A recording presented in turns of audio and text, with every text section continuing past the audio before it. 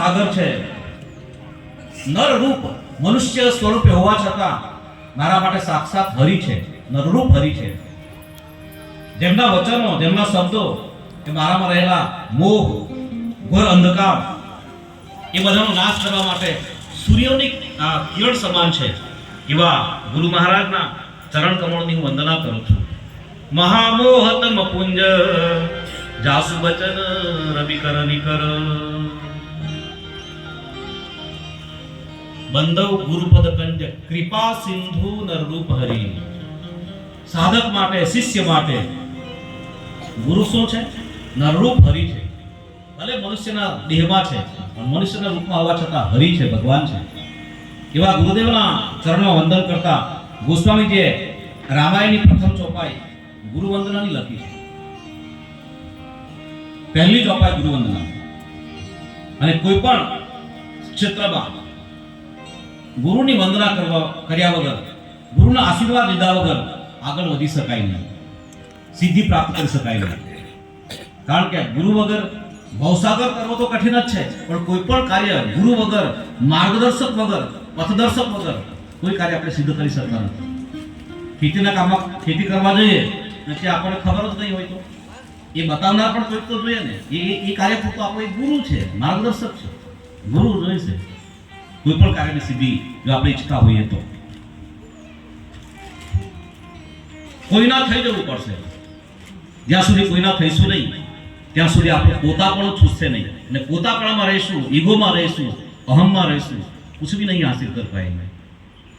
तो किसी के हो जाओ. बाबाजी स्पष्ट लख्યું, गुरु वगर सदगुरु वगर निस्तार નથી. गुरु बिन भव निधि तरहि न कोई, शिव बिरंची समतु न होई. गुरु बिन भव निधि तरहि न कोई, शिव बिरंची समतु न होई. शिव बिरंची समतु न होई. शिव बिरंची समतु न होई. गुरु बिन भव निधि तरहि न कोई. गुरु बिन भव निधि तरहि न कोई. जीवનમાં કોઈને કોઈની શરણાગતિ લેવી જ પડશે, કોઈ માધ્યમની જરૂર પડશે. અને તેથી ગુરુ વંદનાની ચોપાઈથી શાસ્ત્રની શરૂઆત થાય. કોઈ પણ ક્ષેત્રમાં ગુરુ વંદના અનિવાર્ય છે. सत्य की राह बताई सदगुरु जी ने. सत्य की राह बताई सदगुरु जी ने. सत्य की राह बताई सदगुरु जी ने. सत्य की राह बताई. साचो रस्तो कोण बतावશે? सदगुरु ही बता सकता है. सदगुरु શું કામ કરે? બड़ा अच्छा लिखा.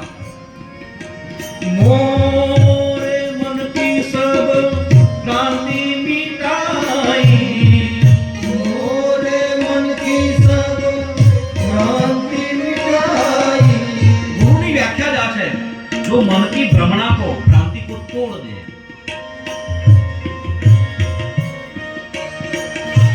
मोरे मन की सब भ्रांति मिटाई. मोरे मन की सब भ्रांति मिटाई.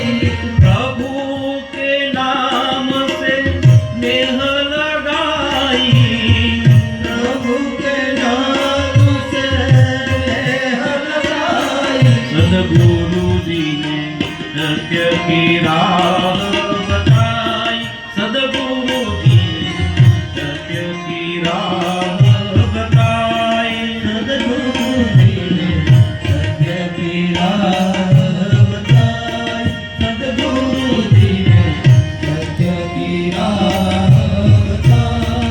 સત્યનું આકરણ અને પરમાત્મા નામનું સ્મરણ કરતા કરે છે એ ગુરુ છે.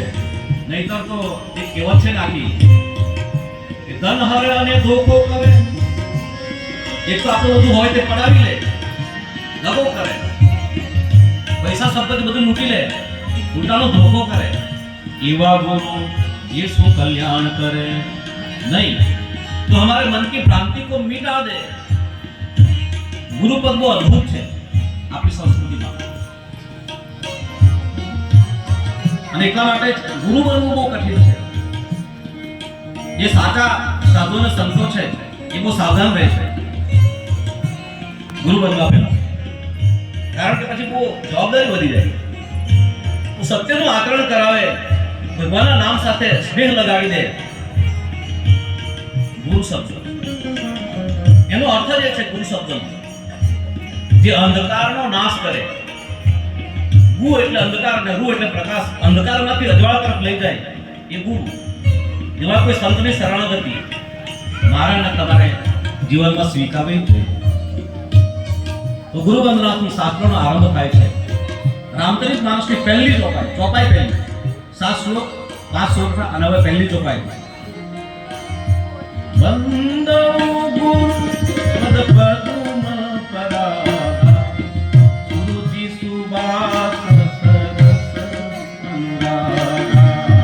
વંદો ગુરુ પદ પદુમ પરાગા સુરુચિ સુવાસ